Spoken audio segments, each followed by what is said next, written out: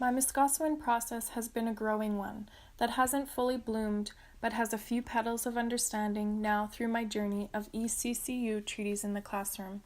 Just like a flower has many petals, my journey will continue to grow and be reborn, similar to a flower's life cycle. My journey of becoming and understanding what a treaty person is has only just begun to unfold, and although when I started this class I had very limited knowledge about treaties, I wanted to represent the new understandings I have following this class.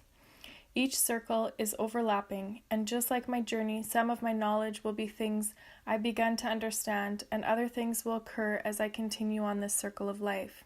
Circles are considered sacred and represent the bringing together of people. They are meant to remind people of Mother Earth and their journey through life. Miskasowin. I think it is important to have a deeper understanding of who we are and the family that has impacted our lives. When we started to dig deeper into who we were at the beginning of this semester, I'd really wondered about my family history and where I was from. I knew some general things growing up, but I came to talk more openly to my grandma and my mom about that side of the family. I have had a continuous conversations and opportunities to reflect on my personal growth, what I have overcome throughout my life, and what I will continuously seek to know and understand as my journey continues. One thing that really stood out was when Wendell Starblanket said there's a fire within each and every one of us, and we can feel that fire burning for those stories to be uncovered. I've always felt a deeper calling, and perhaps that was my fire, to know and understand in new ways other than the one I have been taught my whole life. I seek to know more than I already know now, and I will always be on this continuous journey of growing and learning.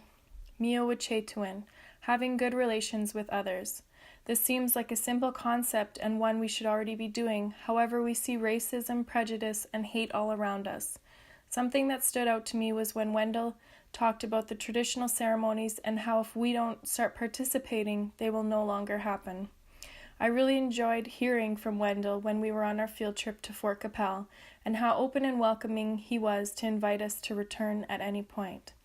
It is important to realize that we often get in our heads that we are separate, especially with owning or belonging, and that is something we need to train our minds to decolonize and realize that we should be open to sharing and looking out for others as well. That we are not separate, but we are all in this together and can work together throughout our lives. For my representation of my relationships thus far, I wanted to include a deeper part of who I am in the flower. Knowing what it means to be a mom of my son has allowed me to have a deeper understanding of who I want to be and how much I care about other people. This is what guides me to educate not only my son, but my future students, family, and friends on my new understandings. I want my son to see that I am always striving to be the best version of myself, and I hope that he wants the same. Miskasowin.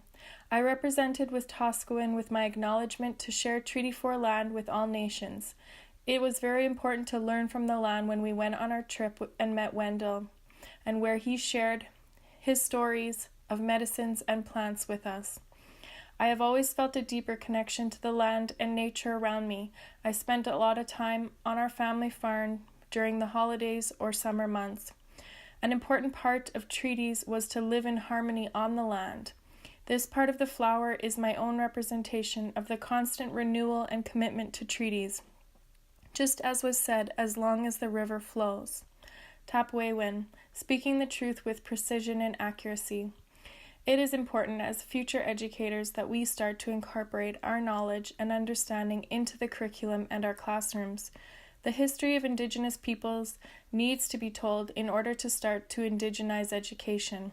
As part of my treaty journey, I felt a deep connection to the information I shared during my presentation about residential schools and how we can talk about it in a meaningful way. But that isn't the only topic that needs to be talked about in terms of the truth. There are many conversations that need to be had. I wanted to expose that this petal may represent the uncomfortableness or white fragility when it comes to topics that bring us discomfort. I want to be an educator that not only gives her students a voice to be heard, but also speaks the truth in more than just the dominant worldview that I've experienced. I want my students to understand that there isn't one way of being and that the truth needs to be present.